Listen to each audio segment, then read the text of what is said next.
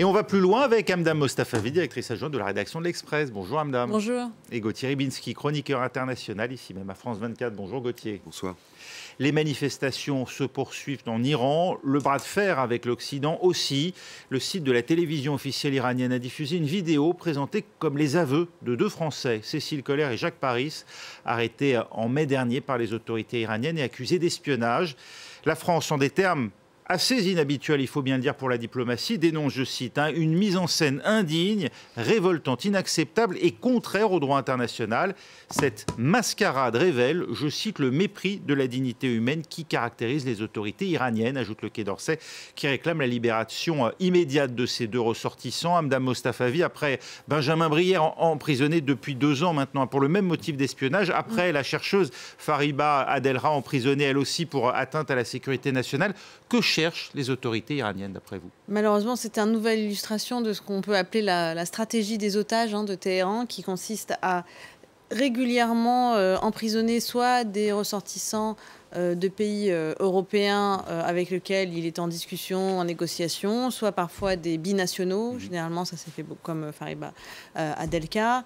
Toujours dans ce même, voilà, on sait que là, on se souvient de la prise d'otage de l'ambassade américaine en 79. C'est dans l'ADN du régime islamique d'utiliser en fait des victimes entre guillemets qui peuvent lui servir de monnaie d'échange, de source de moyens de pression sur les États dans le but d'obtenir que ce soit parfois d'avoir des gels de fonds qui peuvent être gelés à l'étranger, ça peut être comme par hasard, des questions politiques, ça peut être dans le dossier du nucléaire iranien, que ces otages, malheureusement, servent de moyen de pression. Alors qu'on voyait ces derniers jours la France revenir sur une ligne dure, Gauthier, un peu à l'image de ce qu'on avait observé sous Laurent Fabius.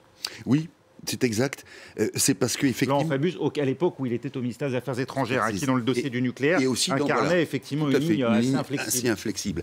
Oui, parce que, si vous voulez, l'attitude de la République islamique d'Iran dans les négociations pour le nucléaire, on voit très bien que jusqu'à présent, c'était une sorte d'assurance vie, cette affaire du nucléaire. C'est-à-dire que sans le pousser trop loin, il fallait de temps en temps, je parle pour Téhéran, il fallait de temps en temps avancer un certain nombre de choses effrayantes, on va les caractériser comme ça, et puis de temps en temps reculer, parce que cela avait aussi une vertu interne qui était de faire accroire, pour ceux qui voulaient bien le croire, que cet Occident tant décrié, que l'environnement tant décrié, était désireux d'anéantir la République islamique, et que donc il fallait parler fort.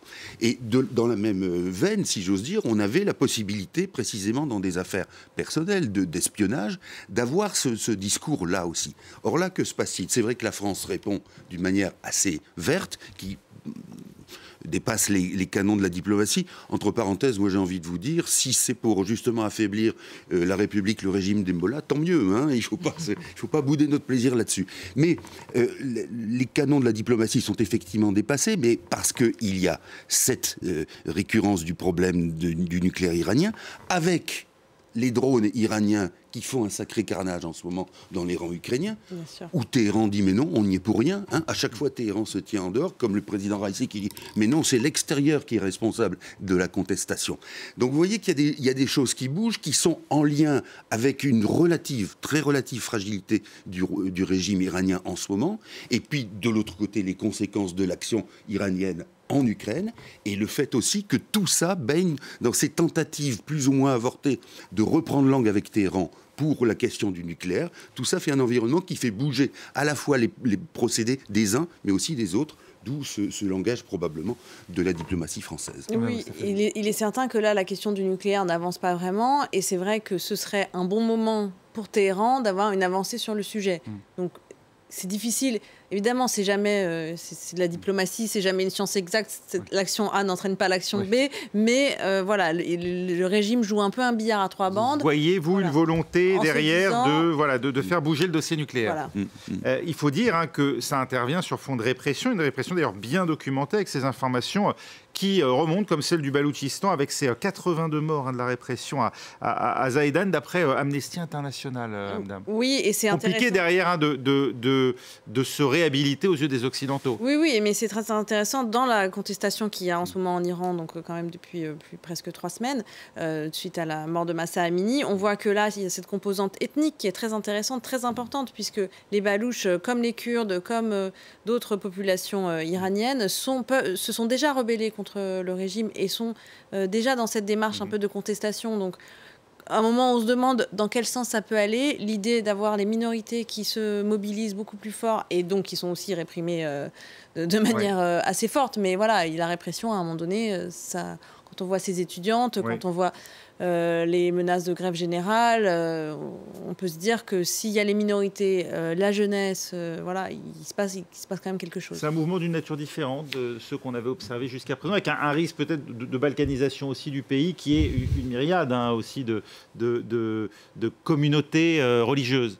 Oui, parce que la tentation pour Téhéran peut être effectivement de mettre cela sur le compte de minorités ethniques qui seraient précisément en but par principe ethnique contre Téhéran. Donc ça, on l'aura probablement, cette assertion-là. Mais ce qui est intéressant aussi, c'est qu'effectivement, par rapport à 2009, par rapport à 2017, etc., il y a quelque chose de plus radical dans cette contestation. Alors, sans doute parce que les échecs du passé aussi servent de leçon, c'est-à-dire que quand on a protesté contre la réélection d'Ahmadinejad, il a suffi, entre guillemets, d'emprisonner, je dis ça avec beaucoup de guillemets, mais d'emprisonner Moussavi pour que la révolte cesse quasi immédiatement, alors que là, on se dit qu'il y a des leçons justement intégrées du passé, et qu'en plus de cela, quand vous voyez par exemple les qualificatifs qui sont donnés au guide suprême par la rue, c'est quand même une remise en cause radicale de ce qui fait le fondement de cette République. Et là, il me semble qu'à travers le sort des femmes et ce qu'elles revendiquent, qui est une liberté mais élémentaire, et qu'il y a justement une critique, essentiellement cette fois, qui devient politique, alors qu'auparavant, elle était certes politique, mais aussi limitée à des besoins immédiats, qui ne sont pas méprisables, loin de là, mais qui étaient beaucoup plus, j'allais dire, pragmatiques. Là, on vise, me semble-t-il, un étage au-dessus, et ce que disait Madame est exact, il va falloir voir, par exemple, si les grèves générales qui sont annoncées par les ouvriers font boule de neige et se joignent à ce mouvement. Un pan du récit, du narratif nécessaire à cette théocratie pour fonctionner est en train de tomber, Madame Mostafavi. Oui, c'est sûr que là, on n'est plus seulement dans de la révolte économique ou de la révolte politique contre un scrutin. On est dans quelque chose. Le voile, on dit que c'est la ligne rouge pour ce régime, mais c'est vrai qu'au début de la révolution, qui n'était pas qu'islamique, il faut le rappeler. La révolution de 79, c'était une composante plus large de la société. C'était des gens communistes, des gens un peu, des étudiants révolutionnaires, etc. Le moment où ça a basculé, où vraiment le régime, le côté islamique l'a emporté, c'est à partir du moment où le voile a été imposé. C'est pour ça que c'est vraiment le pilier, c'est le cœur du régime. Et à partir de là, si ça s'effondre, tout est possible. Une répression qui suscite un élan de solidarité assez inédit, Gauthier, comme ces femmes qui, en France ou au Parlement européen, on l'a vu avec une députée suédoise d'origine iranienne, se coupe, voilà, on la voit à l'image, se coupe une mèche de cheveux. C'est dire si là aussi, ce mouvement, il est différent aussi dans la répercussion, dans la résonance qu'il a à l'étranger. Oui, peut-être. Restons prudents, parce que quand, par exemple, vous voyez ce qui s'est passé en France, avec donc essentiellement des actrices qui sont coupées une mèche de cheveux, derrière, vous avez un collectif, et puis vous avez la comédienne Isabelle Carré qui a dit « Oui, mais il ne s'agit pas de protester contre le voile.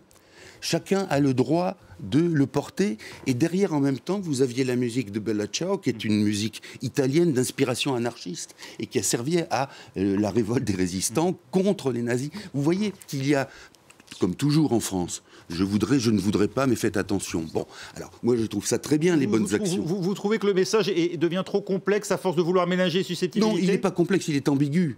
Complexe, on pourrait le clarifier, mais il est ambigu. Donc, attention, je pense que, par exemple, ce qu'a fait cette députée suédoise d'origine iranienne est beaucoup plus important, beaucoup plus marquant que des velléités, certes sympathiques, mais un peu, on va dire, complaisantes vis-à-vis de la marketisation d'une lutte qui est évidemment capitale. Mais j'aimerais être sûr que toutes ces personnalités françaises aient fait quelque chose de politiquement fort. Je n'en suis pas certain. Il y a de la complaisance, un manque de cohérence à dire finalement oui à tomber le voile, signe peut-être d'asservissement en Iran, mais oui à la liberté du port du voile ici en France, y compris par ceux qui le revendiquent dans les écoles notamment. Oui, disons que moi j'ai beaucoup de mal avec toutes ces... Je pense comme tous mes confrères qui sont d'origine iranienne, je sais qu'on a tous un peu de difficulté avec cette comparaison sans cesse entre la France, pays des libertés quand même, où bon, chacun fait quand même plus ou moins ce qu'il veut, hein, et l'Iran où les femmes, notamment vues depuis 43 ans sous le joug d'une république qui les empêche non seulement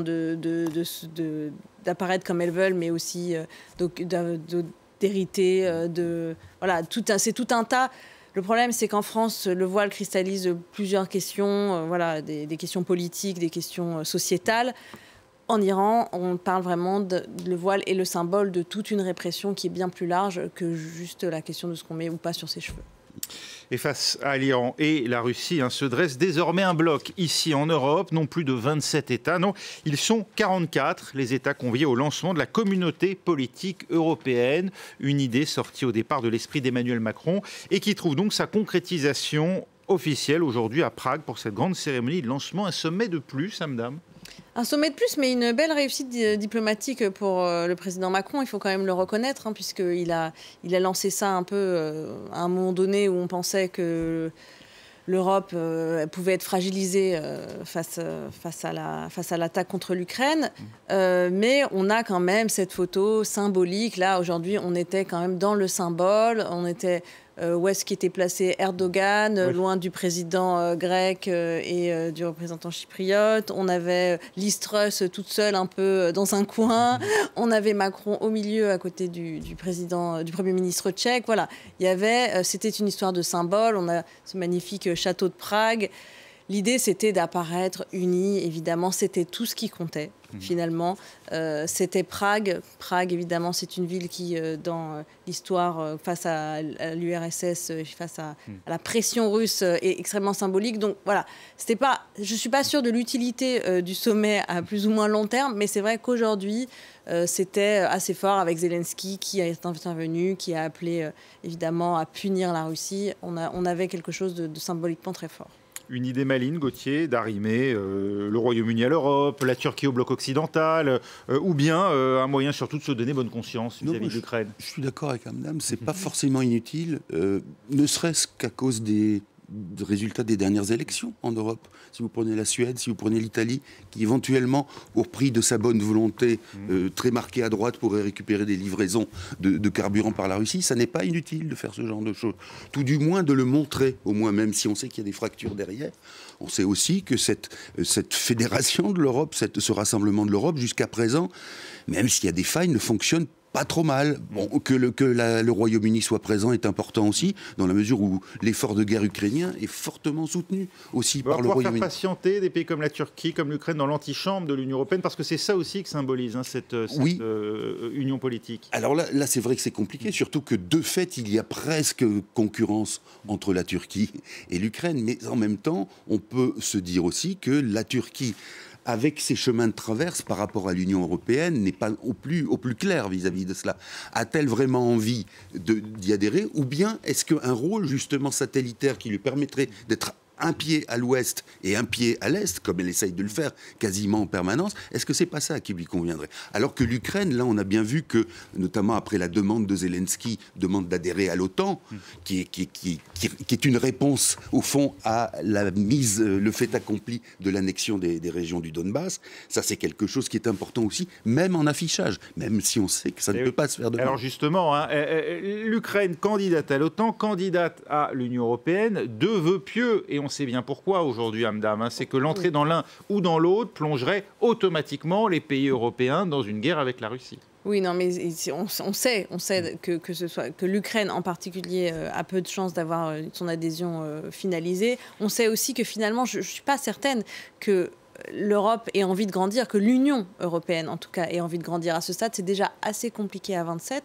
Donc, si on devait intégrer des pays comme l'Ukraine ou la Serbie, qui ont d'autres problématiques, ce serait, même sans la guerre, entre guillemets, assez compliqué. Donc, c'est vrai que c'est une manière un peu maligne, mais d'ailleurs, ça inquiète des pays, justement, comme la Serbie, de se dire, voilà, vous allez nous mettre de côté, nous allez... c'est plus compliqué pour la Turquie, parce que la Turquie, en effet, comme disait Gauthier, ne sait pas si vraiment si elle veut adhérer.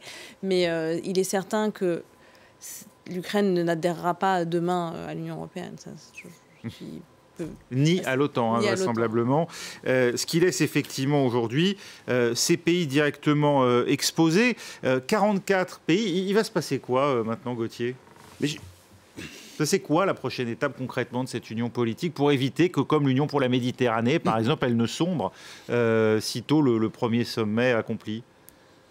Je ne sais pas forcément répondre à cette question parce que c'est vrai, ce qu'on a dit était l'important, c'était de marquer cette association, peut-être de marquer aussi les esprits de ceux qui la composent en leur disant, vous voyez, quand on se met ensemble, ça a quand même un effet. Par rapport à l'OTAN, on a vu que la réponse de Stoltenberg était la réponse habituelle, sauf qu'il a dit il faut que ça se fasse avec l'adhésion des autres pays. Il n'a pas rappelé effectivement tout ce qui fait que cette adhésion est empêchée, c'est-à-dire notamment le fait qu'un pays qui veut adhérer à l'OTAN doit avoir sur son territoire une forme de concorde, une forme de paix, etc. Il doit être en paix, sinon il précipite via l'article 5 tous les pays dans la guerre. Ce qui explique que la Suède puisse ou la Finlande puisse adhérer automatiquement, enfin en tout cas sans que ça pose des difficultés, tandis que l'Ukraine, elle, en est entravée. Tout à fait. Alors, dans ce contexte-là, est-ce que c'est pas peut-être finalement un lot de consolation aussi, de dire vous êtes là, on vous oublie pas. Je vous dirais qu'il y a un an, ce type de grémium de réunion nous aurait peut-être fait rire, enfin aurait été risible.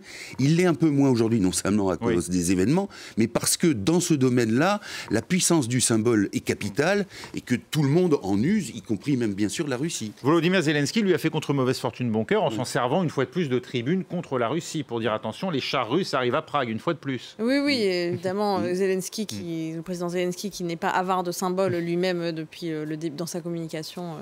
Depuis le début de la guerre, a profité de cette tribune et il a bien fait, entre guillemets. Non, ce qui est vrai que au-delà du symbole, on est aussi... Voilà, il y a une image de multilatéralisme à une époque où le multilatéralisme paraît un peu obsolète face au bloc russe, face au bloc chinois, face au bloc américain. L'idée de, l'Europe réaffirme sa capacité à dialoguer, à être dans le multilatéralisme, à y compris intégrer des gens comme Erdogan, où le dialogue n'est pas toujours simple. Merci à Mme Mostafavi, merci également à vous Gauthier, c'est la fin dont on va plus loin. On se retrouve dans 3 minutes pour un nouveau journal.